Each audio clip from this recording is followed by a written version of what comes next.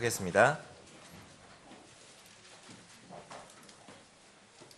찬송가 31장 1, 2, 3 간주 4절 드리겠습니다.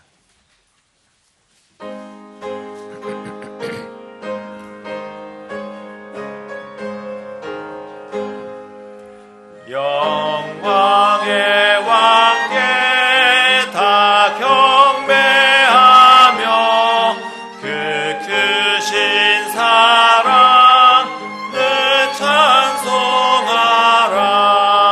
영원히 방패요 또 산성이신 그 영광의 주를 다 찬송하라.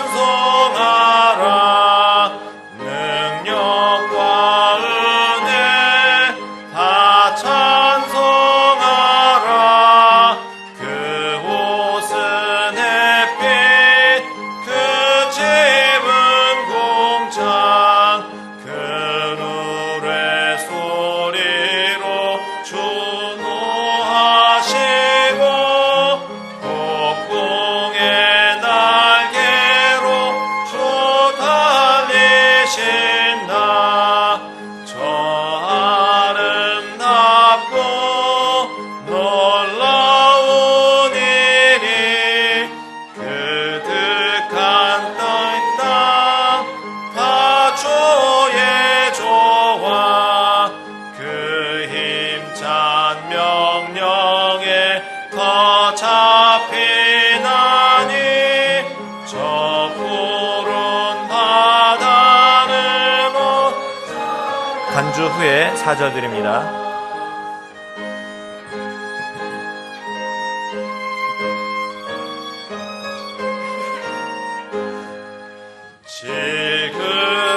질그릇같이 연약한 인생 주 의지하여 늘 강건하리. 창조주 보호자 또 우리 구주 그 자비 영원히 변함없어라. 아멘. 우리 함께 주님께 기도 올리도록 하겠습니다. 아버지 하나님, 감사합니다. 지난 한 주간 세상 속에서 사는 동안 주께서 우리를 눈동자같이 지켜주시고 이 자리에 모여 주님께 예배 드릴 수 있도록 모든 상황을 허락해 주신 주님께 감사드립니다. 주님의 부활을 기억하고 주께 예배 드림을 사모하여 이 자리에 모여 고개 숙이기를 선택한 주님의 자녀를 살펴주셔서 풍성한 평강과 보상 주시기를 기도합니다. 노아가 주님의 명령에 순종하여 방주를 짓고 그 안으로 들어가 주님의 진노에서 건짐을 받았던 일을 기억하고 서울 제1침례교회 지체들이 주님의 몸된 교회를 이루고 그 안에서 주님의 다시 오심을 기다리는 복된 소망으로 더욱더 모이기에 힘쓸 수 있도록 도와주시기를 기도합니다. 주님의 피값으로 사셔서 자녀된 우리들이 주께서 주신 명령을 마음판에 새겨 세상에서 빛과 소금의 역할을 충실히 수행하는 주님의 군사로서의 삶을 주님 만나기까지 온전히 감당할 수 있도록 도와주시옵소서. 주께서 단위에 세우신 대언자의 입술을 통해 선포되는 주님의 말씀을 아멘으로 받고 세상으로 나가는 지체 형제 자매들이 이 말씀을 날선 검삼아 세상에서 승리하게 도와주시옵소서. 주께 예배드림이 삶의 기쁨임을 감사로 고백하오며 다시 오실 거룩하신 주 예수 그리스도의 존귀하신 이름으로 기도드리옵나이다. 아멘. 모두 앉아주시기 바랍니다. 찬송가 495장 함께 찬양드리겠습니다. 찬송가 495장입니다.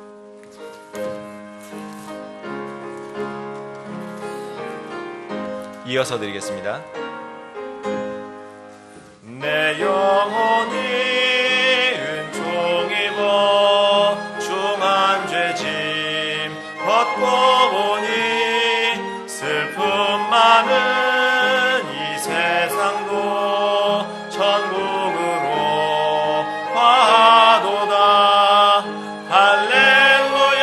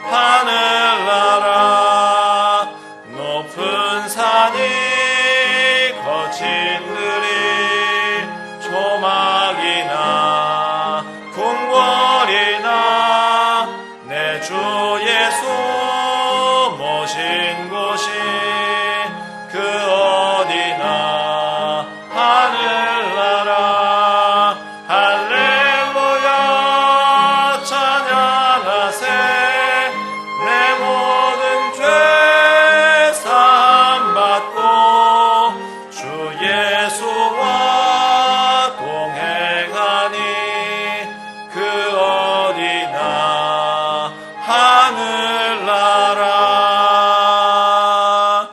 아멘.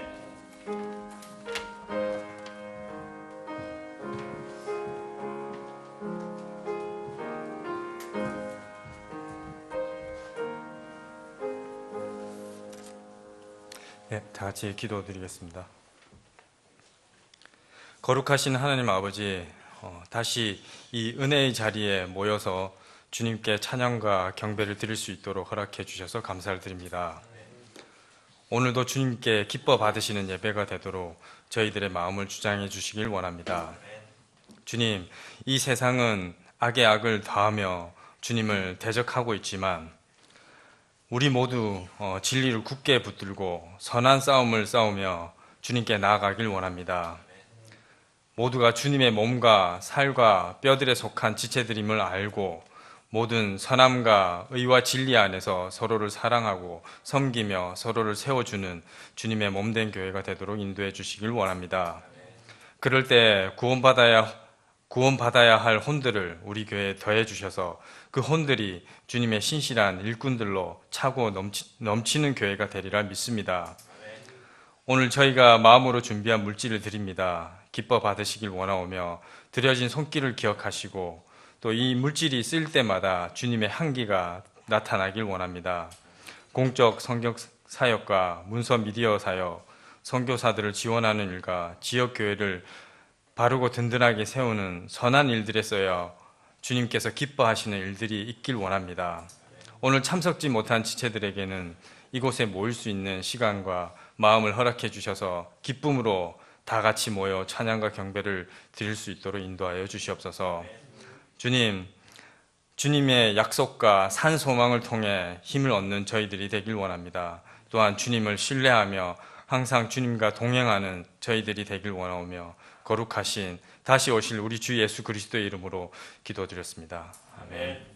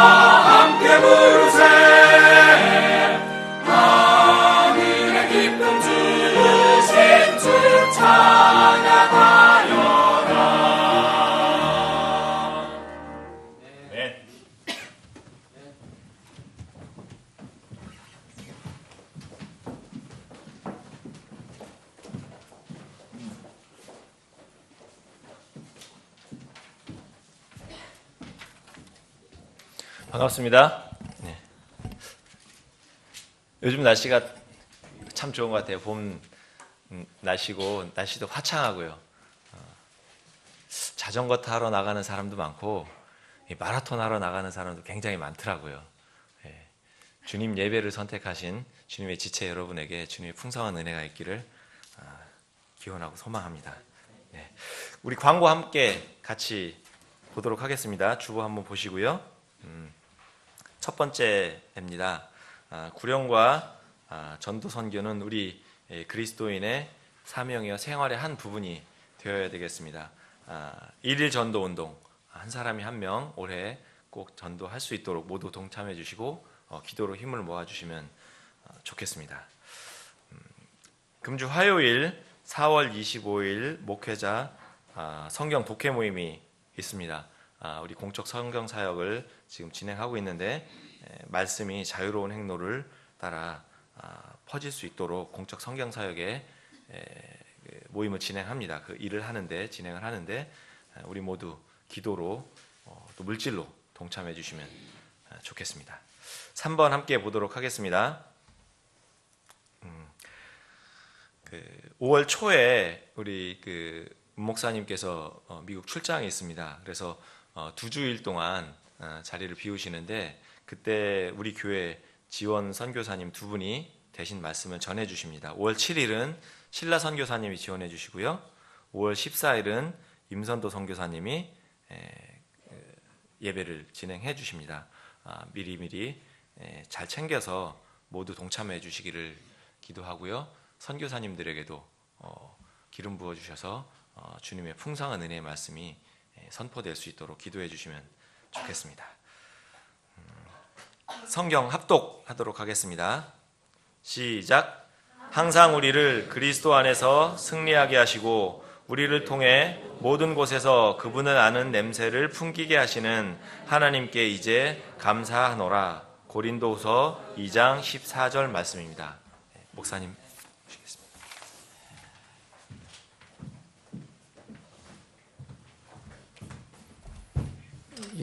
두 분 선교사님 오셔서 말씀 전하실 때 오전 오후만이 아니고 기록되어 있는 대로 썬데이 스쿨까지 합니다. 그래서 특히 이제 임선도 선교사님 같은 분은 자원에서 썬데이 스쿨 우리 여러분들 만나고 싶다 그러니까 다 아침 시간부터 그날은 2주는 김민우 선생님한테 얘기를 해서 주일학교도 함께 합반을 하면 좋지 않겠나 하는 생각을 해봅니다.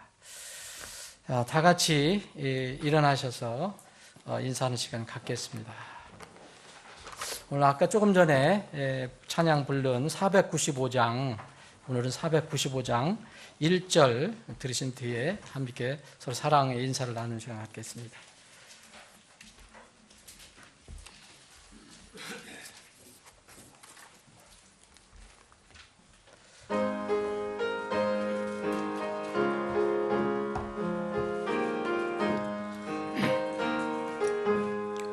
내 영혼이 은총이 벌중한 죄지 벗고 보니 슬픔 많은 이 세상도 천국으로 가도다.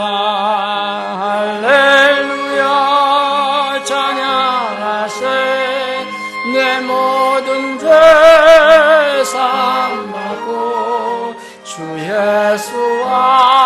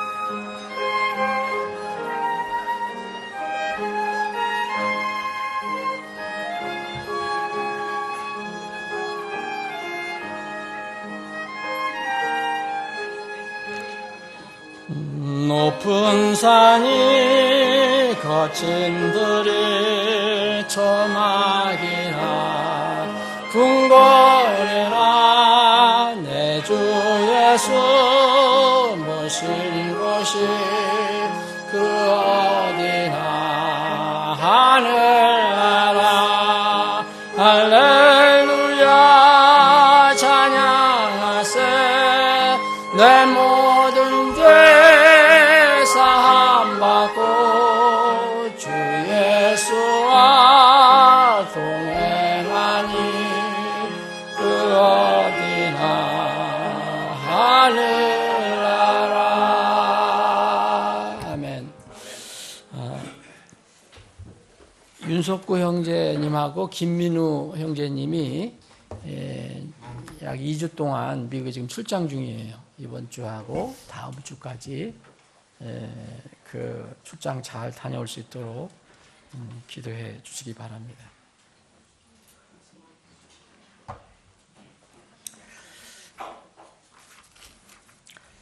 먼저 제 아직 목소리가 회복이 안 됐어요. 그러니까 여러분들 이해를 해 주시기 바랍니다. 목소리에 신경 쓰지 마시고 말씀을 이렇게 잘 살펴보시면 좋겠습니다. 자, 오늘 함께 나눌 말씀은 구약성경 사무엘기 하 14장. 자, 오늘 우리가 읽어볼 부분은 어떤 한 사람의 사건, 이야기인데 길게 읽어볼 수가 없어요. 여러분들 이게 이제 스토리로 다 되어 있기 때문에 그래서 여러분들 기억하기 좋은 부분만 두 군데에 나눠서 읽겠습니다. 사무엘기 하 14장 25절, 26절 읽고요. 또 18장을 보겠습니다. 자, 여러분 찾으셨습니까? 여러분들 흠정역 대역성경 가지고 계신다면 512쪽 대역성경 아니면 여러분들이 찾아보시기 바랍니다. 사무엘기 14장 25절, 26절 제가 읽겠습니다. 그러나 온 이스라엘 안에 압살롬 같이 아름다움으로 인해 크게 그렇게 칭찬받는 자가 없었으니 그는 발바닥부터 정수리까지 흠이 없더라. 그의 머리털이 무거움으로 그가 머리털을 깎되 해마다 연말에 깎았더니 그가 머리털을 깎을 때에 그것을 달아본 즉 왕의 무게로 200세겔이었더라. 자, 18장을 한번 보겠습니다. 사무엘기 18장.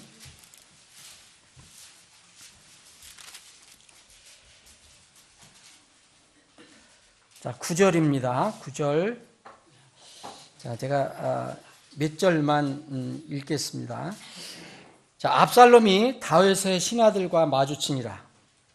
압살롬이 노새를 찾는데 그 노새가 큰 상수리 나무의 무성한 가지들 밑으로 지나갈 때에 압살롬의 머리가 상수리 나무에 걸림에 그가 하늘과 땅 사이에 들리고 그 밑에 있던 노새는 가버렸으므로 어떤 사람이 그것을 보고 요압에게 고하여 이르되 보소서 내가 보니 압살롬이 상수리 나무에 매달렸더이다 하매 요압이 자기에게 고한 사람에게 이르되 보라 네가 그를 보았을진데 어찌하여 그를 쳐서 땅에 떨어뜨리지 아니하였느냐 내가 내게 은 10세겔과 띠 하나를 주었으리라 하니 그 사람이 요압에게 이르되 내 손에 은 1000세겔을 받는다 할지라도 나는 손을 내밀어 왕의 아들을 치지 아니하겠나이다. 우리가 듣는 데서 왕이 당신과 아비새와 이때에게 명하여 말씀하시기를 삼가 아무도 청년 압살롬에게 손을 대지 말라 하셨나이다. 그렇지 아니하였더라면 내가 내 생명을 대적하여 그릇된 일을 행하였어만 하리니 왕에게는 아무 일도 숨길 수 없으며 또 당신이 친히 나를 대적하였으리다 하며 그때 요압이 이르되 내가 이처럼 너와 함께 늑장을 부릴 수 없다 하고 손에 작은 창 3개를 가지고 가서 압살롬이 아직 상수리 나무 한가운데 살아 있을 때에 그것들로 그의 심장을 찌르니 요압의 병기를 나르는 청년 10명이 압살롬을 에워싸고 쳐서 죽이니라. 아버지 하나님, 오늘도 저희들에게 믿음을 주셔서 하나님의 집에 모여 하나님을 예배할 수 있게 인도해 주셔서 감사합니다. 이 특권은 모든 사람이 가지고 있는 것이 아닙니다. 우리에게 주심을 감사합니다. 우리에게 주신 특권을 남용하거나 악용하지 않도록 늘 주님을 바라보고 주님만 경배하는 삶을 살 수 있게 인도해 주옵소서. 오늘 말씀을 주심을 감사합니다. 이 말씀이 우리의 가슴 속에 분명한 생명의 양식으로 공급되는 귀한 시간이 되게 해 주옵소서. 거룩하신 예수님의 이름으로 기도합나이다. 아멘.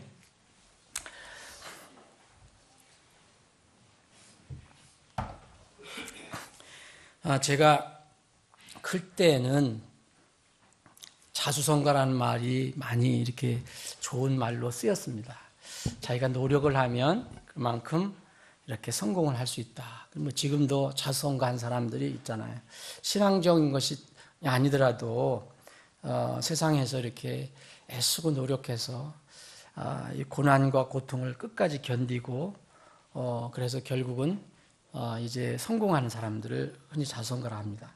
근데 요사이 젊은 사람들, 한국의 젊은 사람들에게는 이런 용어가 거의 쓰여지질 않아요. 대신 영어하고 우리말하고 막 짬뽕해서 만들어 놓은 그런 용어를 많이 쓰는데 나이 많이 든 사람들은 이 용어 자체도 때로는 이해하기가 어려워요. 헬조선이라는 말 들어있죠. 헬은 영어고요. 조선은 우리나라 말이죠. 그러니까 쉽게 얘기하면 우리 대한민국이 지옥이라는 거예요. 쉽게 얘기하면 지옥 조선이라는 거예요. 이게 사실은 이제 젊은이들의 입에서 나왔다고 하는데 누가 만들어냈는지는 모르겠어요. 요새는 또 여러분 삼포 세대라고 그래요. 저는 삼포 세대라고 해갖고 어디 포구 어디 삼포라는 데가 있잖아요. 그냥 포구에 관한 건지 알았더니 그게 아니더라고요. 삼포라는 것은 세 가지를 포기하며 사는 세대라는 거예요. 뭐 결혼 포기하고 출산 포기하고 뭐 연애 포기하고 뭐 그래서 이제는 그런 생활이 그러니까 또 어떤 패턴도 바뀌니까 꼭 굳이 결혼해서 살아야 되느냐. 그래서 이런 3포 세대, 뭐 5포 세대도 있고 7포 세대도 있어요.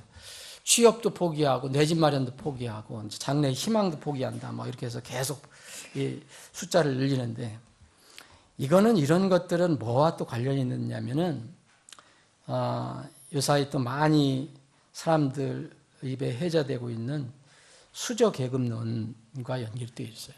아시죠, 여러분? 이제 점심시간에 이제 여러분 수저를 들고 식사를 하는데, 금수저냐, 은수저냐, 흙수저냐. 또 그러니까 흙수저라 그러니까 어떤 사람은 나는 무수저다. 이렇게 또 나오더라고요. 무수저. 수저도 없다. 손가락으로 먹는다, 나는. 그렇게 커왔다. 이렇게 하는 사람이 있어요. 근데 이게 뭐냐면, 그러니까 수저 계급론이에요. 이건 뭐 자기를 얘기하는 게 아니라 내 부모가 직업이 좋다. 또한 사회적인 그런 지위가 있다. 그리고 또 우리 부모가 경제력이 뛰어나다. 그래서 그 아들로 자식으로 태어난 사람들에 관해서 얘기하는 거예요. 그러니까 우리 부모가 정말 아무것도 가진 것도 없다. 나를 낳았다.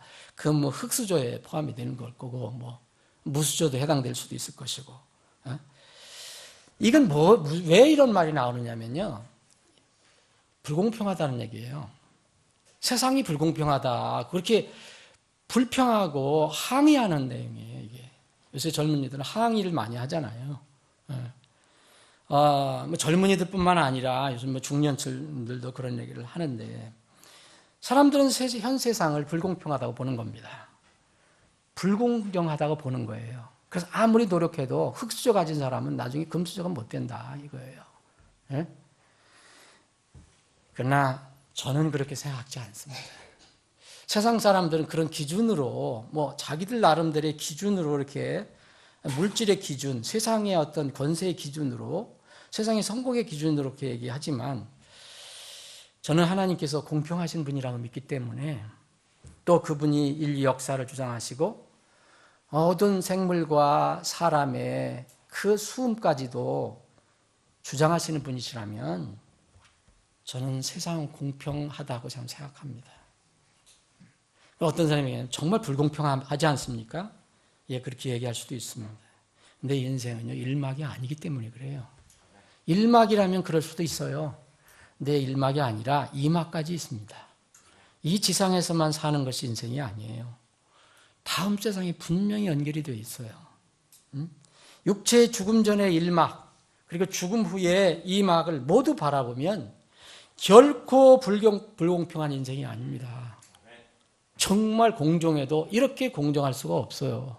왜냐하면 하나님께서 모든 것을 판단하실 것이기 때문에, 그리고 그것에 따라서 평가를 하시고 보상을 하시기 때문에 그렇습니다. 지금 사는 세상을 보면은, 세상만 바라보면 정말 가난하게, 평생 가난하게 사는 사람이 있어요. 여러분, 평생 진짜 아까 금수저 태어나고 사는 사람이 있어요. 여러분들도 어떻게 태어났는지 모르지만 저는 금수저로 태어나지는 않았어요. 여러분들 중에는 은수저로 금수저는 모르겠지만 은수저로 태어난 사람이 있을지도 모르죠. 저는 흙수저, 잘해야 동수저? 그것도 모르겠어요. 뭐 태어날 때 그렇게 태어났어요. 또 평생 가난하게, 평생 부하게 사는 사람이 있는가 하면 또 평생 권세만 누리다가 가는 사람이 있어요. 짧은 기간이든 뭐다 하든 사람들을 위에서 지시하고 다스리고 종들만 두고 사는 사람도 있고, 평생 압제만 당하다가 종 노릇하다가 남의 하인 노릇하다가 또 가는 사람들도 있어요. 또 평생 건강하게 살다가 가는 사람도 있고, 평생 병약하게 살다가 가는 사람이 있습니다. 이런 걸 보면 불공평한 것 같죠. 지금 우리가 모든 것을 우리 눈으로 다 이해하지 못해도 하나님의 섭리를 우리가 믿는다면, 하나님의 그 성품을 우리가 믿는다면, 이건 불공평한 세상이라고 지금 사는 세상도 그렇게 얘기할 수 없습니다. 이 생과 다음 세상을 따져보면 뭐 당연하지만 우리가 사는 현 세상도 결코 불공평한 것은 아닙니다. 근데 사람들이 그렇게 세상이 정해놓은 기준으로 그것을 평가하기 때문에 나는 불공평하다라고 생각을 하는 거예요. 나는 왜 태어날 때 이러냐? 나는 왜 아무리 애를 써도 이렇게 되느냐라고. 근데 하나님께서 어떤 사람에게 주시는 것은 우리가 관여할 수가 없어요. 그건 하나님 주권입니다. 예. 여러분, 이 세상에서는요, 많은 사람들이 복을 받고 있거든요. 그 복이 여러분들이 꼭 복하면 돈, 물질 이것만 생각하거든요. 세상의 권세 이런 것만 생각하는데 꼭 그것만 아니에요. 하나님께서 우리에게 주신 복은 참 말할 수 없이 많아요. 그래 자족하고 감사하면 이게 우리에게 또 복이 되는 거예요. 근데 이걸 자족하지 못하고 감사하지 못하면, 감사가 못 나오면 찬양이 안 나오거든요. 불평불만이 나오거든요. 그럼 점점 악순환이에요.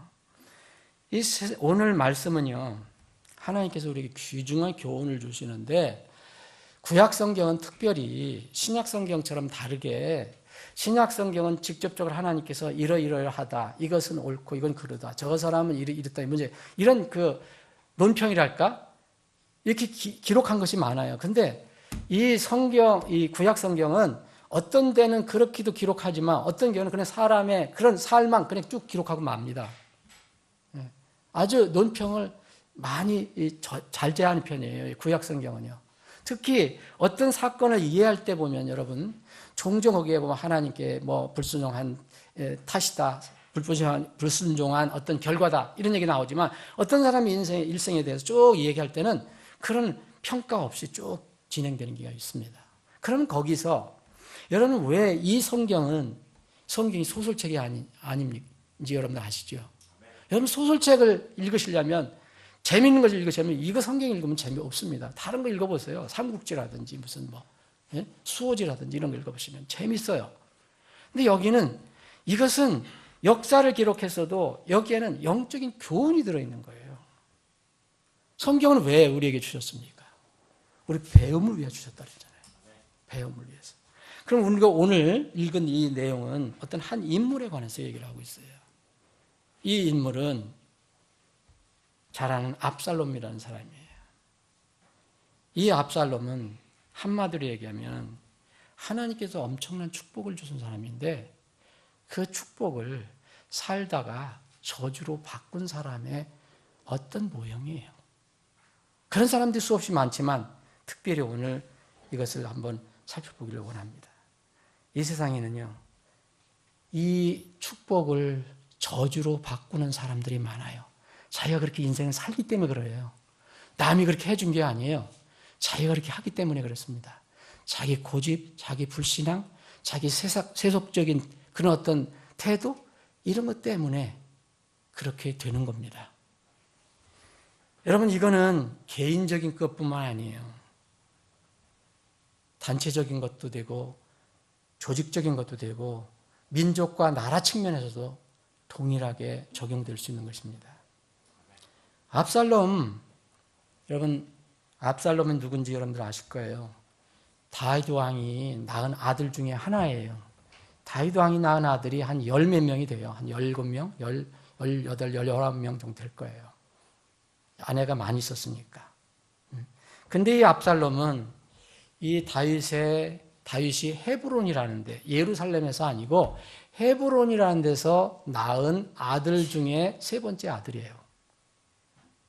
근데 그 첫 번째 아들, 두 번째 아들 이름은 그렇게 많이 알려져 있지 않아요. 첫 번째 아들 암논이고 두 번째 길르압인데 세 번째 아들 이름이 이제 압살롬이에요. 이 압살롬은 참 많이 알려져 있어요. 압살롬. 어떻게 알려져 있습니까? 압살롬이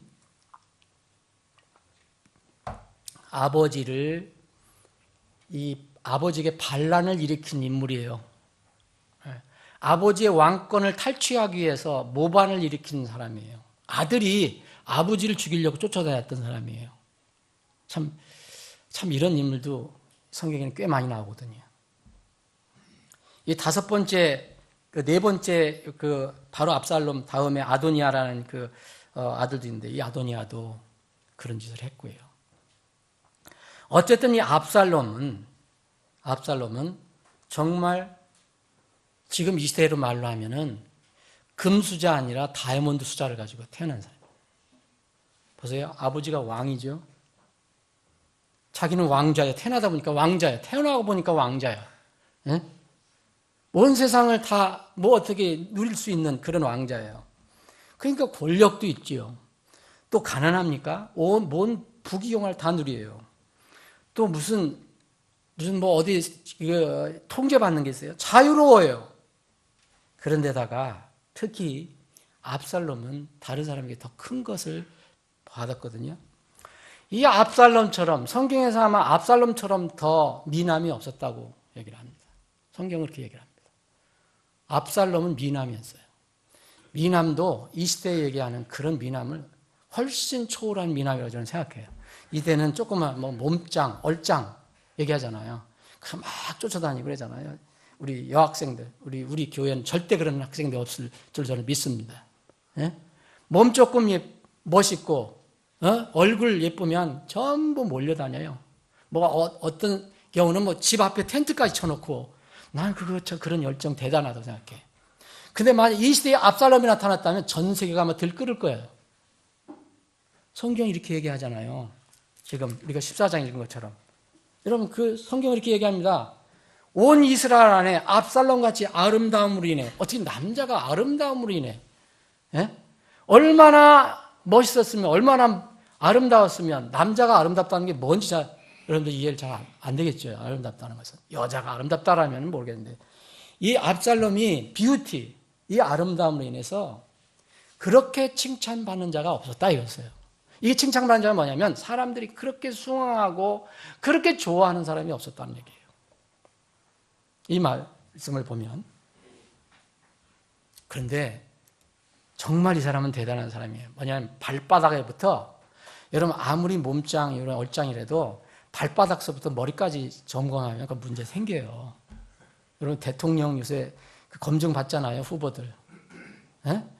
샅샅이 도전하잖아요. 그래도 숨겨진 게 있겠지만.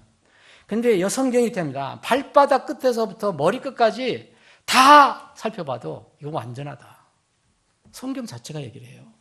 흠이 없더라. 이런 사람이 지금 지상에 있습니까? 만약 있다면요, 이 사람은 돈은 그저 거저벗는 거예요. CF 한번 찍이랑 날릴 거예요, 전세적으로. 그죠? 돈이 그대로 들어올 거예요. 권세도 올 거예요. 근데 이 사람은, 이 압살롬은 특히 뭐가 또 하나님 또 복을 받았냐면 태어날 때부터. 여러분 태어날 때부터 머리 안 나는 사람도 있어요. 머리 부족한 사람. 예. 근데 이 압살롬은요, 얼마나 머리 결이 정말 기름지고 촘촘하게 났는지, 예? 하도 머리칼을 자르면 그 무게가 대단했다고 그래요. 무게가. 여기 27절에 보면, 26절에 보면, 괄호에다가 이렇게 있어요. 그의 머리털이 물고물어 그가 머리털을 깎되 해마다 해마다. 머리털이 무겁다는 건 뭘 얘기합니까? 저도 지금 머리털이 많이 빠졌어요. 아무리 이게 잘라가서 재봐야 몇 그램 안 나올 거예요. 그런데 이 압살롬은 머리칼을 이발소에 가서 머리를 잘라서 그걸 대보면 엄청나게 무게가 있었다는 거예요. 그러면 그 머릿결이 엄청나게 건강하고 또 그 밀도가 대단했다는 거예요. 그죠? 이거는 여러분들 스스로 만든 게 아니잖아요. 자기가 가질 때 태어난 거예요. 이거 하나님께서 그렇게 주신 거예요. 왕의 세겔로 200세겔이라면 저는 요새 저기는 모르겠는데 무게는 얼마인지 모르는데 하여튼 꽤 무겁게 나갔다는 거예요. 그만큼 뭐냐면 머리털이 정말 다른 사람과 비교할 수 없었다는 겁니다. 자, 보세요. 압살롬은 엄청난 축복을 받았죠. 왕의 아들로 태어났죠. 그러니까 권세, 자유, 또 건강, 또 거기다가 빼어난 외모를 줬어요. 모든 사람이 숭앙해요. 칭찬을 해요. 더군다나 요새 머리를 보면 머리가 멋있는 사람 있잖아요. 예? 그 머리가 벗어진 분들은 머리 숱결 많은 사람들 보고 좋아하잖아요. 부러워하잖아요. 예? 이런 모든 것을 가지고 있었어요. 그런데 압살롬은 무슨 일을 했습니까? 자기 아버지를 대적해서 그 왕권을 탈취하려는 그런 일을 합니다. 그렇게 빼어나 누릴 건 다 누리는 사람이, 이 압살롬이 넘치는 권력, 넘치는 자유, 넘치는 외모, 넘치는 아름다운 머리, 이것이 결국은 그의 인생의 저주가 된 거예요.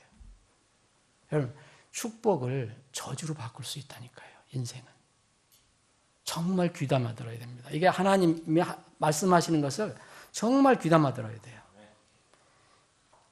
특별히 성경에서 이 압살롬의 머리를 강조를 하는데, 여러분 고린도전서 11장에 보면 남자는 머리가 길면 안 된다고 그래 되어 있죠. 요새 아마 성경에서 그런 거 가르친 거 교회는 안 가르쳐줘요. 근데 성경은 분명히 가르쳐주거든요. 남자가 머리가 기르면 안 돼요. 예. 여자는 머리가 길수록 좋아요. 그런데 남자는 머리를 길게 기르면 이걸 불순종해 하나님 대적하는 거예요. 고린도서 11장 14절 15절. 그 본성이 이게 부끄럽다는 수치라는 걸 알아요. 머리가 길면. 근데 압살롬은요, 머리를 긴 것 같아요. 그 좋은 머리를 자랑하기 위해서 기른 거예요. 그러니까 많은 사람들이 이걸 좋아한 거예요. 결국은 하나님께서 복을 주셨는데 그 복을 자신을 스스로 심판하는, 해야 하는 그런 도구로 삼았어요. 여러분, 루시퍼가 누군지 아시죠? 사탄입니다. 사탄의 다른 이름인데, 에스겔서 28장 읽어보면 루시퍼가 타락한 이유가요, 하나님을 대적한 이유는 딱 하나예요. 그 교만 때문에 그렇죠. 근데 교만은 왜 왔는지 아십니까? 너무너무 아름다웠기 때문에 그런 거예요. 자기 스스로에게도 취할 정도로 아름다웠어요. 에스겔 18장 읽어보세요. 28장 읽어보세요. 너무너무 아름다워서 그게 독이 됐어요. 자기 자신을 해하는. 자, 에스겔서 28장 17절에 보면 내 아름다움으로 인하여 내 마음이 높아졌으며, 교만으로 마귀가 된 거거든요. 아주 참 훌륭한 그런 어떤 피조물에서 내 광채로 인하여 내가 내 지혜를 부패시켰은즉, 그래서 하나님께서 내가 너를 땅에 던진다 말씀하신 거예요. 아름다움, 네 광채. 이로 인해서 이 사탄이 된 겁니다. 루시퍼가. 결국은 하나님께서 처음에 이렇게 만들어 주셨을 때는 엄청난 복이잖아요. 그것이 그에게는 독이 되고 저주가 된 겁니다. 그걸 잘못 사용했기 때문에. 이런 인물이 여러분 성경을 연구해 보면 수없이 많이 나와요. 참 안타까운 거예요. 몇 사람들만 생각해 보겠는데 여기 압살롬과 관련된 사람이 또 하나 나오거든요. 아히도벨이라고. 아히도벨은요, 다윗 왕의 조언자예요. 지금 같으면요, 고문이에요. 고문. 뭐 어려움이 있거나 무슨 지혜를 구할 때 꼭 아히도벨한테 가서 이 지혜를 구하는 거예요. 그랬던 아주 중요한 사람이었는데 이 압살롬에게 이게 넘어갑니다. 압살롬을 이게 연합을 해갖고 다윗 왕을 배반해요. 배반해서 압살롬의 조언자가 돼서 다윗을 죽이려고 하는 일을 합니다. 여기 우리가 오늘 14장 읽었잖아요. 여기 15장은 바로 그거예요. 15장. 이 압살롬하고 아히도벨이 어떻게 해서 다윗을 이렇게 공격하느냐. 15장 12절 보면 압살롬이 희생물을 드릴 때에 사람을 보내야 다윗의 조언자인 길로 사람 아히도벨을 그의 도시 곧 길로에서 청하여 오니라. 압살롬과 함께하는 백성이 계속해서 불어났으므로 그 목하지다. 이때서부터 이제 그 아히도벨은 다윗의 조언자에서 배반해서 그 압살롬의 조언자로 바뀝니다. 이 아히도벨은요, 뛰어난 지혜를 가지고 있었어요. 뛰어난 지혜. 이것도 자기가 어떻게 연습해서 훈련받아서 가진 게 아니거든요. 이것도 하나님께서 분명히 주신 걸 거예요. 다윗을 위해서 이 아히도벨에게 그런 은혜를 분명히 주셨던 거예요. 그런데 아히도벨이 이걸 악용을 한 거죠. 여기 16장, 사무엘기 하 16장 26절 보면 그 당시에 아히도벨이 베푼 계략은 마치 사람이 하나님께서 말씀하시는 곳에서 엿줍는 것과 같았으니 아히도벨의 모든 계략이 다윗에게나 압살롬이나 이와 같았더라. 아니, 이 아히도벨이 뭘 이렇게 지혜를 내면 사람이 하나님께서 말씀하시는 곳에서 엿줍는 것과 똑같다라고 얘기했어요. 이만큼 지혜로운 사람이었어요. 머리가 뛰어났어요. 뭐 전쟁을 한다면 전략이 뛰어났어요.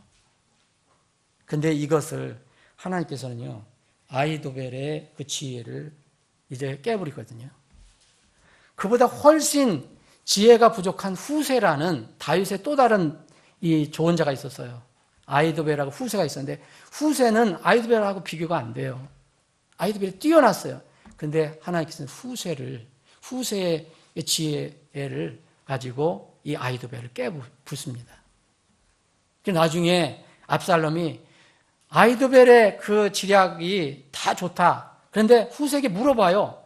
괜찮냐? 그랬더니 후세는 그거 좋지 않습니다. 이게 다 뜻이 있어서 그런 거예요. 그랬더니 이제 후세의 전략을 채택해요. 그래서 여기서부터 이제 문제가 생긴 거죠. 압살롬은 내 지혜가, 내 권면이, 내 제안이 받아들이지 않았다. 그래서 결국 후세가 한 그 제안을 받아들이면 결국 다윗한테 이길 수 없다는 것을 알고 자기는 자기 집으로 돌아가서 자살을 합니다. 아히도벨. 그럼 사무엘기 17장 쭉 읽어보세요. 그럼 나중에 아히도벨이요, 자기 집에 들어가서 여기 13절을 보면 집안을 정리하고 스스로 목매어 죽습니다. 비참한 말로를 갖습니다. 하나님께서 엄청난 지혜의 복을 주셨는데 그걸 악용하고 잘못 사용해갖고 자기 스스로를 무너뜨리는 그런 지혜로 삼게 됩니다. 여러분, 지혜뿐만 아닙니까? 또 다른 게 많이 있습니다. 여러분, 그러면, 아유, 나는 돈 복을 좀 많이 받았으면 얼마나 좋았을까. 우리 아버지가 금수저로 나를 태어나게 해줬으면, 예? 다이아몬드 수저로, 좀 내가 태어날 때보다 다이아몬드 수저로 먹게 해줬으면 얼마나 좋았을까. 여러분, 그런 거 이렇게 부러워하지 마세요. 나발, 여러분도 아시죠? 나발도 제가 자주 얘기하는 인물 중에 하나예요. 나발이라는 것은 바보라는 뜻이에요. 이름 자체가 바보예요. 이름 자체가 바보라니까요. 훌이에요, 훌. 근데 성경은 나발에 대해서 얘기하고 있어요. 사무엘상 25장에 얘기하고 있는데, 받은 복이 나발이 뭐예요? 그럼 사무엘상 25장을 보시면 정말 금수저를 가지고 태어난 거예요. 풍부한 재물이 있었어요. 당대 최고의 부자예요, 그 지역에. 그리고 또 하나 큰 복을 받았어요. 이거 여러분들 큰 복이잖아요. 왜냐하면 뛰어나고 아름다운 아내를 맞이하게 됐어요.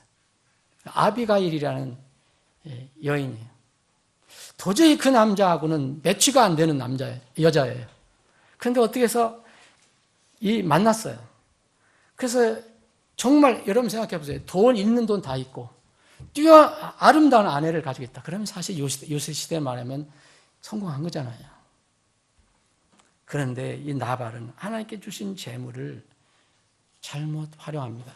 또 하나님께서 만나게 해주신 아내를 남용을 해요. 뭐냐면 아내의 권면을 듣지 않아요. 하나님께서 다윗을 보내거든요. 나발에게. 그때 막 다윗이 피난 다닐 때예요. 이 사울에 의해서.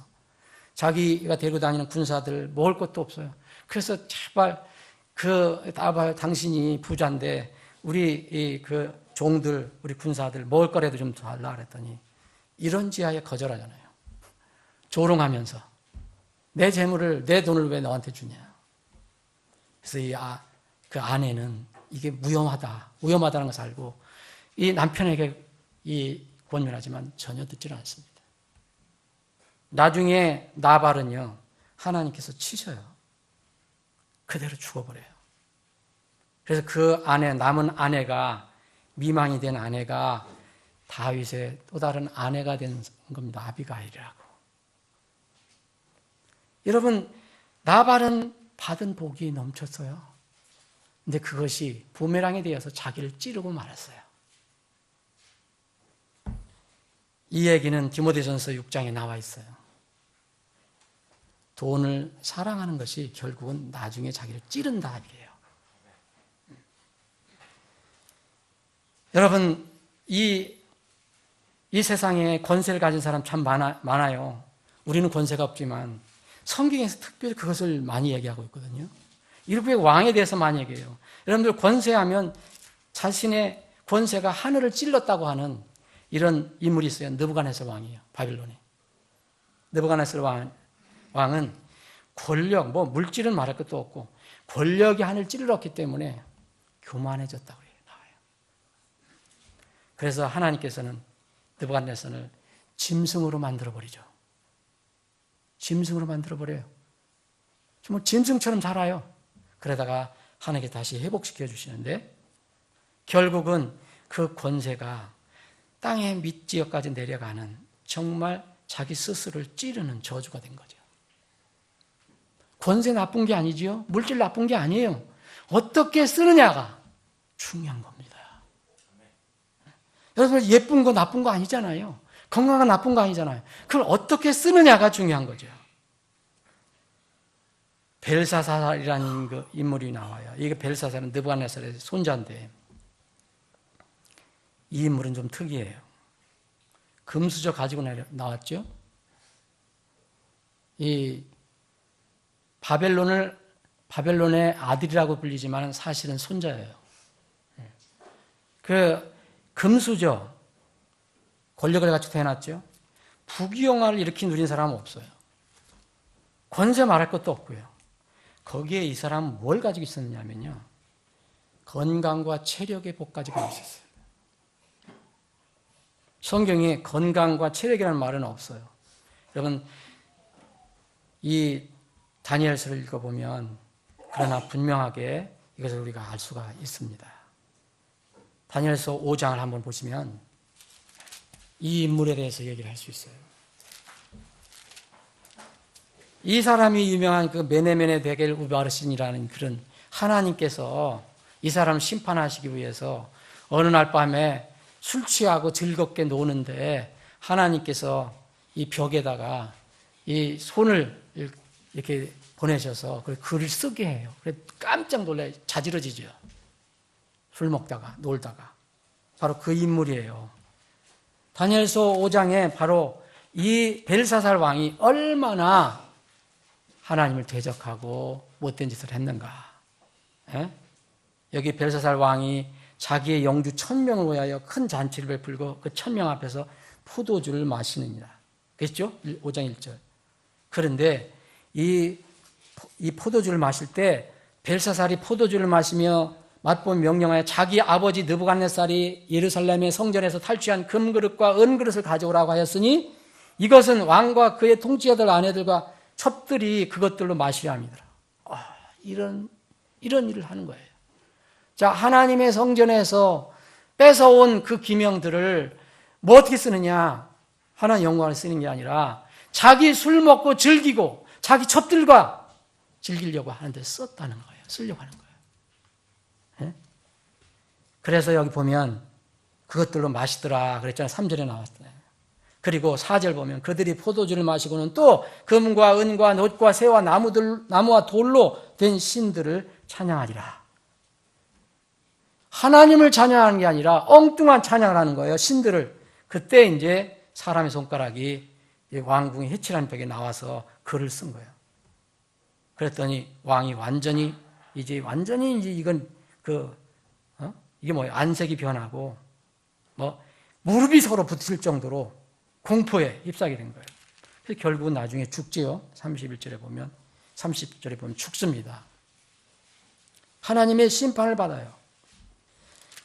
자, 여러분, 이 벨사살 왕이 가진 거 다 있었죠. 다 있는데 여기에다가 뭐가 다 있었냐면 건강도 받았어요. 분명히. 그럼 매일 저녁마다 술잔치 하려면 건강 필요하잖아요. 여러분, 약한 사람이 매일 술 먹을 수 있습니까? 여러분, 건강한 사람이 몸이 체력이 있으니까 매일 놀고 취하고 무슨 잔치하죠. 약하고 힘든 사람은 그거 하지도 못해요, 여러분. 제가 지난주에 이번까지 아직도 몸이 안 좋은데 정말 건강에 대해서 많이 생각해 봤어요. 우리 평소에 건강할 때는 그건 모르잖아요. 감사한지 모르잖아요. 저는 국민학교 시절부터 우리 시골에 이제 우리 친구들이 있잖아요. 그 친구들이 지금 머리에 떠올라요. 떠오르는데 그때는 못 먹고 살 때니까. 근데 저도 어렸을 때부터 우위와 장이 약하다는 소리를 듣고 컸거든요. 커서도 이 문제로 고통을 받았어요. 30대 초에는 원인 모를 병 때문에 건강에 대해서 심각하게 생각해 본 적이 있었죠. 그래서 그때부터는 습관적으로 건강한 사람, 건강한 체력, 이게 몸 좋은 사람 보면 이게 겨울에도 막 소대나시 입고 다니는 사람들 보면 부럽다니까요. 무슨 피가 저렇게 들끓어갖고 저렇게 겨울에도 저게 소대나시 입고 다니는가. 나는 도저히 이렇게 못하거든요. 근데 부러워요, 사실은. 그래서 선망의 대상이었는데 복음을 알고 나고 나서는 그게 극복이 됐어요. 복음을 알고 나서 하나님은 이렇게 모든 것을 주장하시는데 내가 다 모르는 것뿐이다. 그분은 공평하신 분이다. 근데 그분 건강한 사람들 보면 또 다른 게 부족한 게 많아요. 지금 건강과 체력을 위해서 우리가 기도를 하잖아요. 우리 지체들을 위해서 기도하고 저도 여러분들이 건강을 위해서 기도하는데 왜 기도합니까? 목적이 달라진 거예요, 이제는. 이렇게 술 먹고 놀고 즐기고 세상이 그렇게 하려고 하는 게 아니라 복음을 위해서 일하고 섬기기 위해서 건강 체력이 필요하다는 거죠. 그래서 그것 때문에 기도하는 거예요. 정말 지난 한 주간 그런 소중함, 건강의 소중함을 알았어요. 나이가 들어가니까 여기도 이상하고 저기가 이상하더래요. 뭘 먹는데 뭐가 우석하는 소리가 나요, 보니까. 우석하는 소리가 나는데 보니까 어금니가 하나가 완전히 부서졌어요. 치과에 가보니까 왜 그렇습니까? 나이가 들어서 부서진 거예요. 그거예요, 여러분.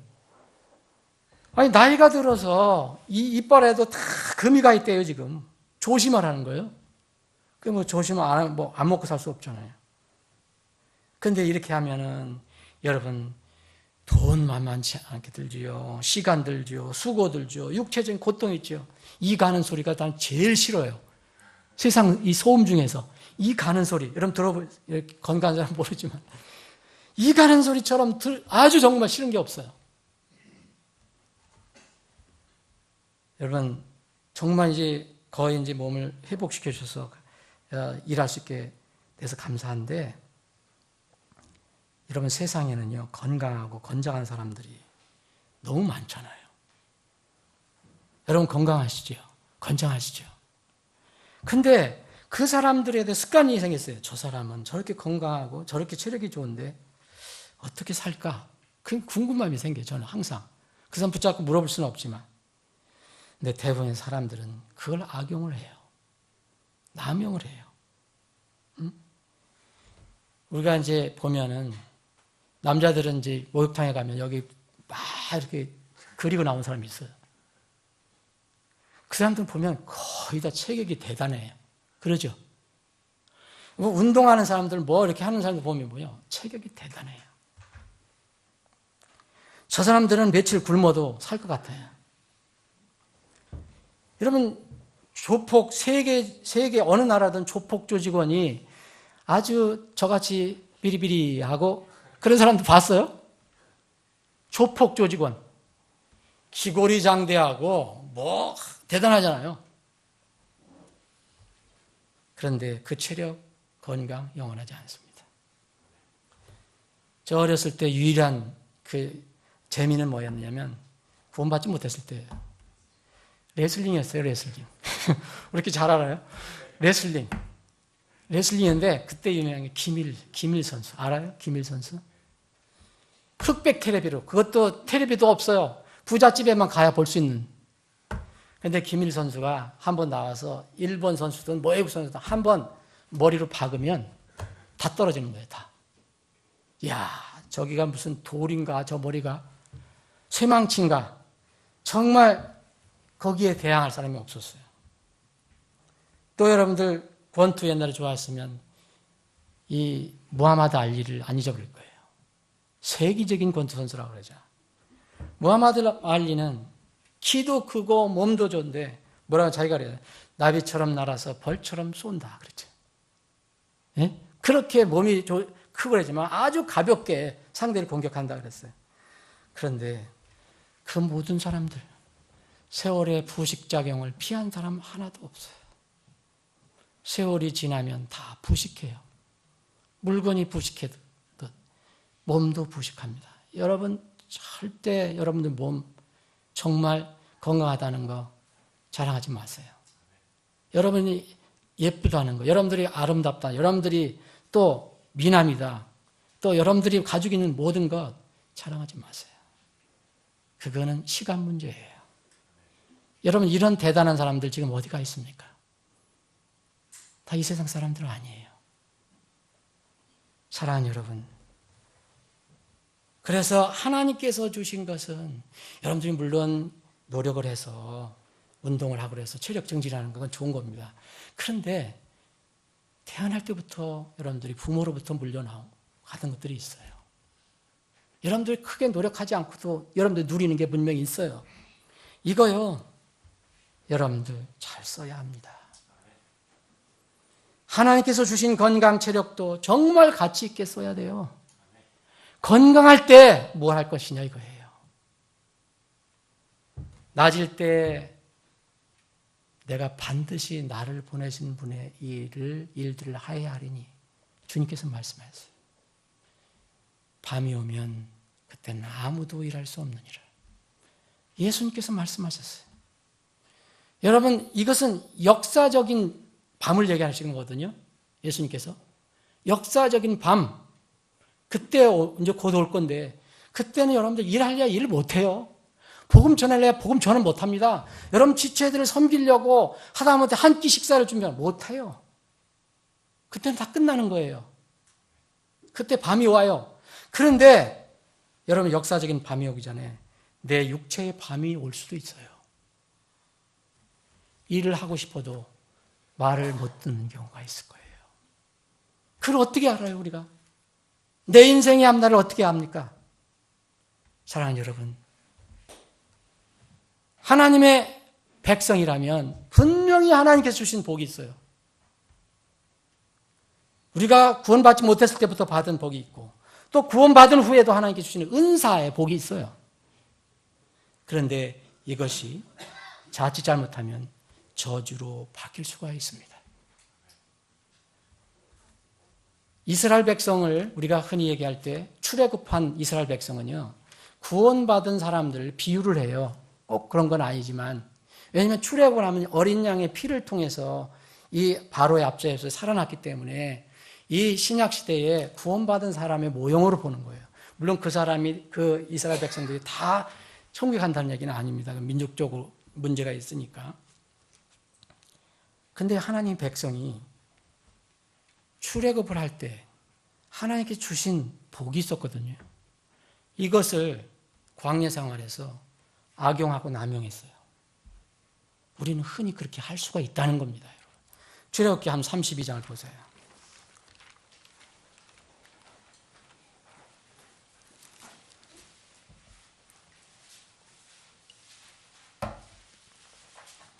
출애굽기 32장 보면 이게 다 출애굽을 하고 이제 완전히 애굽을 탈출해 갖고 이제 시내산에 모여 있을 때예요. 모세가 산에 가서 이제 하나님의 그 명령을 받는데 내려오질 않거든요. 참지를 못하는 거예요. 그래서 이제 이 32장 1절에 보면 모세가 산에서 내려오는 것이 늦어지며 백성이 그것을 보고 함께 모여 아론에게 가서 그에게 이르되 일어나 우리를 위해 우리 앞에 갈 신들을 만들라. 이 모세 곧 우리를 이집트 땅에서 데리고 올라온 사람에 관하여는 그가 어찌 되었는지 우리가 알지 못하노라니 아론이 그들에게 이르되 너희 아내와 너희 아들 딸들의 귀에 있는 금고리를 빼서 내게로 가져오라 하매 온 백성이 자기들의 귀에 있던 금귀고리를 빼서 아론에게 가져오니 이런 말씀이 있죠. 여러분 이 사람들이 애굽에서 노예 생활할 때 무슨 저희가 있어요? 근데 이거 여러분들 거꾸로 읽어보시면 하나님께서 탈출하는 이스라엘 백성에게 그 애굽 사람들의 마음 움직여서 그것을 이 이스라엘 백성들이 다 이 금은보화 같은 것을 다 받게 해요. 가지고 나오게 해요. 하나님께서 주신 선물입니다. 그래서 그걸 언제 어디 가서 써야 될지 이들은 몰랐어도 나중에 여러분 이들에게 가장 필요한 게 뭐였어요? 성막과 성전이었잖아요. 근데 거기에는 금이 필요합니다. 은이 필요하고요. 그래서 아마 그렇게 주셨는지는 몰라요. 그런데 여기는 무슨 일을 하고 있습니까, 지금? 하나님 대신 신들을 만들기 위해서 송아지를 부어 만드는 데 쓰는 거예요. 이게 이럴 수가 있을까? 여러분 우리가 이것을 읽어보면 이럴 수가 있을까? 근데 사실 이게 일어난 거예요. 여러분. 이집트에서 나올 때 얻은 노획물 하나님께서 허락하신 건데 이런 출애굽기 12장을 한번 읽어보세요. 그럼 하나님께 다 허락하신 거예요. 이게 노량물이라고 했는데 다 그들이 고생해서 했던 것에서 하나님께서 대가로 주신 거예요. 지금 광야에서는 하나님을 대적하는 우상을 만드는 데 쓰고 있어요. 여러분 하나님께로부터 받은 재능, 은사 악용되어서 죄와 육신과 세상을 섬긴 데 사용되는 것이 얼마나 많은지 몰라요.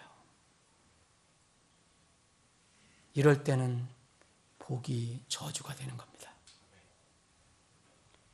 자기들의 귀에 있던 금귀고리 이거를 우상 금송아지를 만드는 데 썼어요. 여러분 출애굽기 쭉 읽어보시면 35장에 가면 이 일부 사람들이 또 남은 그 금을 이 자기 소유물 성막과 성막 제조를 위해서 하나님께 자원해서 드리는 장면이 나와요. 여러분 광야에서 무슨 뭐를 자기들이 준비를 해가 그것을 어디 얻었겠어요? 다 가지고 나온 거죠. 그런데 여기서 아론과 이스라엘 백성은 이 금 귀걸이로 만들어 놓은 송아지를 보고 이렇게 얘기해요. 이것들이 너를 이집트 땅에서 데리고 올라오면 내 신들이라. 그리고 아론은 한술 더 떠서 거기다가 제단을 쌓고 선포하고 또 뭐라 하냐면 내일은 주를 위한 명절이라 그렇게 얘기를 해요. 주를 위한 명절, 주의 명절이 예수님께 하나님께서 말씀해 놓으신 거거든요. 그래서 이것이 이 금송아지가 그들을 이집 땅에서 데리고 나온 그런 신이라고 거기서 먹고 놀고 마시고 난리예요. 그래서 하나님께서 모세에게 나타나셨어요. 7절에 보면 내려가라. 너 내려가라. 이제 산에서 내려가. 내가 이 땅에서 데리고 나온 네 백성이 스스로 부패하였느니라.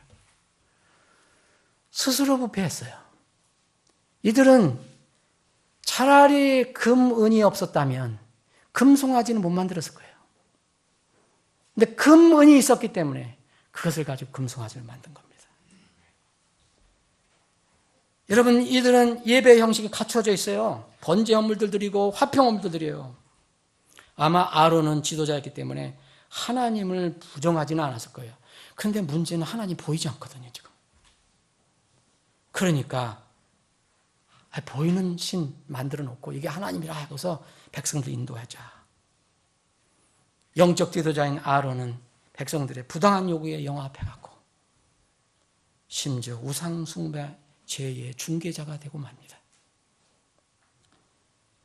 하나님의 축복은 이 생에 살아갈 때 말할 수 없이 많아요. 여러분, 오늘 이스라엘 백성과 또 우리가 압살롬이라든지 여러 가지 아이도벨이라든지 느부갓네살, 나발, 벨사살 이런 인물들을 살펴봤는데 이런 인물과 여러분과 저는 관계가 없을까요? 절대 관계가 있습니다. 우리 모두 엄청난 복과 은혜를 받았어요. 지금도 누리고 있어요. 고린도전서 고린도 교회에 바울 사도가 고린도 교회는 정말 받은 것이 많은 교회거든요. 가난한 교회에 비교하면요, 기왕이면 부자 교회가 되는 게 좋지 않아요? 고린도 교회는 부자 교회를 했단 말입니다. 이 고린도 교회는 부자였기 때문에 모든 것을 누린 것이 많았기 때문에 교만해지기 시작했어요. 그래서 바울 사도가 얘기합니다. 고린도전서 4장 6절에 보면 형제들아 내가 너희를 위하여 이 일들 비유론 나 자신과 아볼로에게로 옮겨 적용시켰으니 이것은 너희가 기록된 것 이상 사람들에 대해 생각지 말 것을 우리 안에서 배우게 하므로 너희 가운데 아무도 서로를 향해 우쭐대지 못하게 하려 함이라. 교만하게 하지 못하게. 누가 너를 다른 사람과 구별되게 하느냐? 네가 가진 것 중에 받지 아니한 것이 무엇이냐? 이 말씀 맞죠?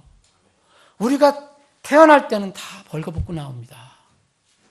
부모를 통해서 내가 받든 말든 다 하나님 손에서 오는 거예요. 내가 가진 것 중에 받지 않은 것이 무엇이냐? 이제 내가 그것을 받았을진데 어찌하여 그것을 받지 않은 것 같이 자랑하느냐?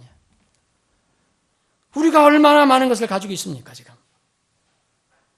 자꾸 비교하니까 헬조선이니 뭐니 금수저니 은수저니 얘기하지.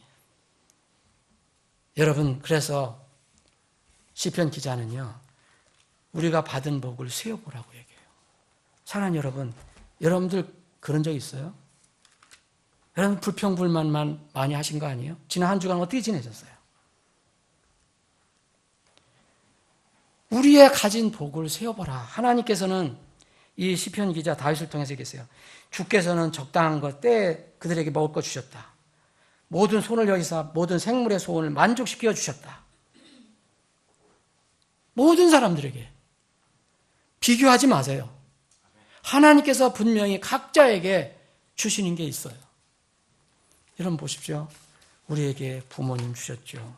여러분 직장 주셨죠. 자녀, 직장을 위해서 일하는 사람, 이제 준비하는 사람도 있지만 자녀, 결혼하면 자녀 주시죠. 또 재물 주셨죠. 건강 주셨죠. 또 섬길 수 있는 교회 주셨죠. 은사 주셨죠. 한번 복을 세워보세요. 그러면 감사가 나옵니다. 대언서에 나오는 여러분 바빌론이라든지 이 메데 페르시아, 그리스, 로마 이런 데가요. 어떻게 흥왕하고 어떻게 멸망했는가 보시면 아주 똑같아요. 최고의 권력, 최고의 그 흥왕할 때, 올라갈 때, 재물 최고로 올라갔을 때 스스로 부패해져요. 다른 이웃에 와서 공격하는 것보다 스스로 부패해져서 다른 이웃 나라가 와서 공격하면 무너지는 거예요. 이런 것이 계속 반복됩니다. 사랑하는 여러분, 지금 한국 우리가 우리 국가민족을 해서 날마다 수요일마다 기도하고 있는데 정말 현재 한국 우리나라 민족을 해서 기도해야 됩니다. 자금의 한국의 상황은요, 하나님께서 모르시는 게 아니에요. 지난주도 말씀드렸지만 전쟁의 주는 주님이셔요. 문제는 우리예요. 모든 분야, 지금 나라의 정치권, 언론계, 제가 보기에는 전부 권력하고 돈 욕심이에요. 언론계도 마찬가지예요. 무슨 사회의 등불? 하나님을 두려워하지 않고 거짓과 권모, 술수, 자신의 이익들만 추구하고 있어요. 백성들은 어떤가요? 우리나라, 우리 민족을 향해서 하나님께서 베푸시는 은혜가 엄청나거든요. 위기 때마다 우리를 도와주시고 6.25의 폐허에서 우리가 이 나라 세계 10대 강국으로 만들어주신 이런 은혜를 몰라요. 이게 우연이 된 걸로 생각해요. 아니면 우리가 조금 열심히 땀 흘려서 됐다. 천만의 말씀입니다. 다 하나님의 손에 있어요. 더군다나 이 세상에 땅의 소금, 세상에 빛이 되어야 한다는 교회들도 이미 진리와 거룩함을 다 잃어버리고 있어요. 참 힘듭니다. 교회가 다 세상과 타협하고 있습니다. 말씀보다는 세상 기준을 다 받아들이고 있어요. 그럼 성도들은 어떤가요? 교인들은 어떤가요? 교인들도 마찬가지예요. 전부 하나님의 사랑 얘기하지만 전부 이기적이에요. 자기중심적이고 이기적이고 나한테 손해가 나면 금방 문제가 생겨버리고 말씀이 기준이 아니라 자신의 취향, 선호, 성향에 지배를 받고 있어요. 절대적인 삶의 기준이 없어졌어요. 하나님의 말씀이 없어진 거예요. 우리의 기준이 뭡니까? 우리의 기준은 영원히 하나님의 말씀이에요. 선민 이스라엘의 이런 자신들을 다스릴 왕이 없었을 때, 곧 하나님을 하나님으로 믿지 않고 왕으로 믿지 않았기 때문에 온갖 이교도들의 신이 그들을 점령했어요. 그래서 온갖 이름도 알 수 없는 모든 신들을 그들이 바알, 아스타르, 시리아 신들, 시돈의 신들, 모압의 신들, 암몬의 자손 신들, 이름도 외우기 힘든 그런 신들을 다 받아들였어요. 우리는 안 그렇다고 그러죠. 교회 안 그렇다고 그러죠. 교회 이교도 신이 얼마나 많은데요, 지금. 이름만 다 하나님의 이름으로 코팅해놨어요. 여러분, 아론이 뭐라 그랬어요? 금송아지 만들어 놓고 하나님의 명절이다, 하나님께 예배드리자 이야기하잖아요.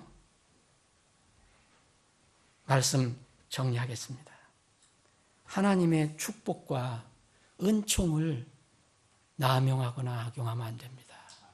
선용해야 합니다. 교만하면 망합니다. 고린도전서 8장 2절에 이런 말씀이 있어요. 만일 어떤 사람이 자기가 무엇을 아는 줄로 생각하면 이것은 교만한 거예요. 그는 마땅히 알아야 할 바를 아직 전혀 알지 못합니다. 조금만 알지 못하는 게 아니야 전혀 모른다고 얘기해요. 하나님께서는. 고린도전서 10장 12절 그런즉 스스로 서 있는 줄로 생각하는 자는 넘어지지 않도록 주의하라. 스스로 서 있다고 생각하는 게 교만이잖아요. 이거는 바로 넘어짐의 앞잡입니다. 사랑하는 여러분, 우리가 하나님의 능력을 받는 거 좋아요. 은사를 받는 거 좋습니다.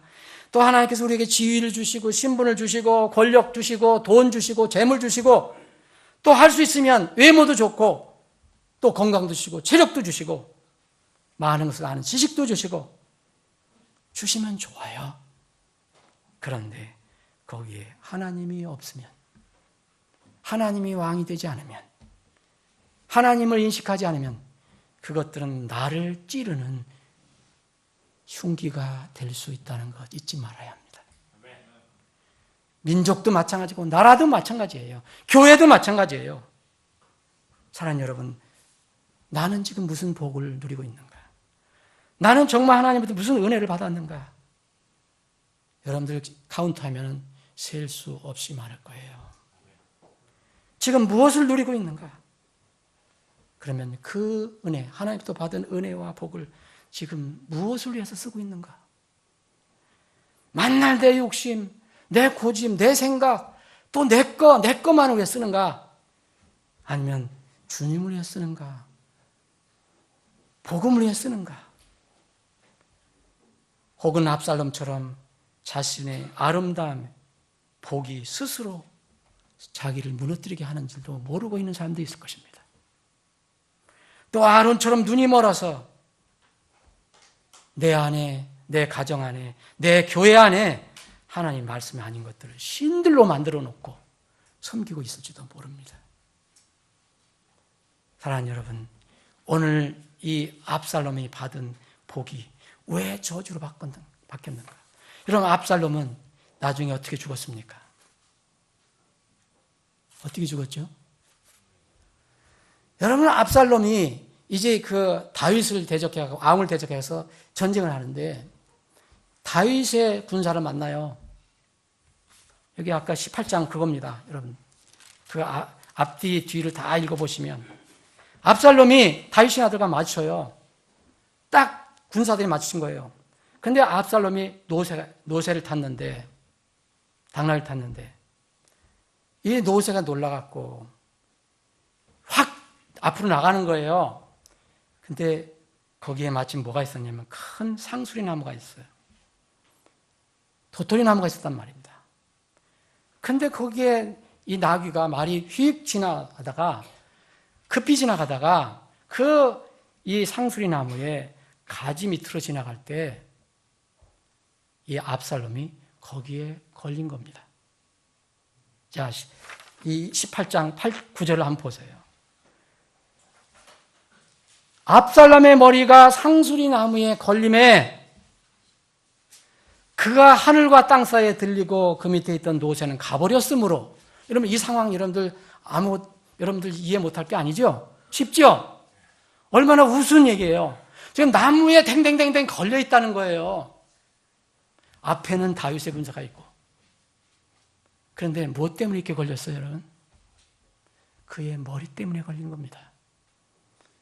그가 얼마나 길었는지는 몰라요. 그런데 얼마나 머리가 튼튼하고 굵고 많았으면 그 나무가지에 걸려버린 거예요. 그게 하도 강하니까 그 몸무게를 다 지탱하고 그렇게 떨어지지도 않고 있는 거예요. 압살롬은 뭐 때문에 죽었습니까, 여러분?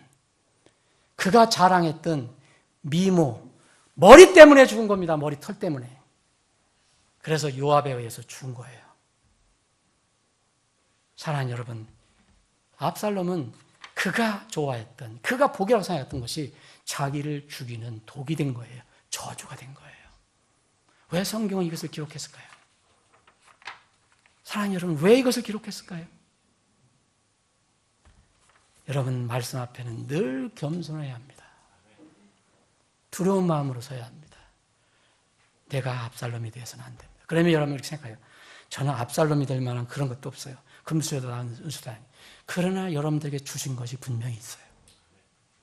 그것을 악용하고 남용하고 하나님 영광에 쓰지 않으면 결국 나에게 돌아오는 부메랑이 될 수가 있어요. 이 말씀을 통해서 여러분들의 은혜를 누리길 바랍니다. 부정적인 사건을 통해서 우리에게 긍정적인 큰 은혜가 되기를 주님의 이름으로 축원합니다. 기도하시겠습니다.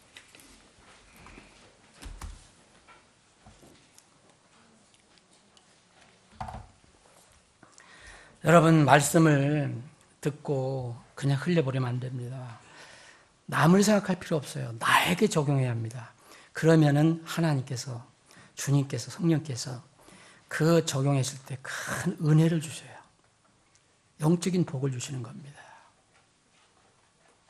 하나님께서 이 말씀을 나의 생명의 양식으로 취하는 모든 지체 여러분들에게 귀한 복을 내려주실 것입니다.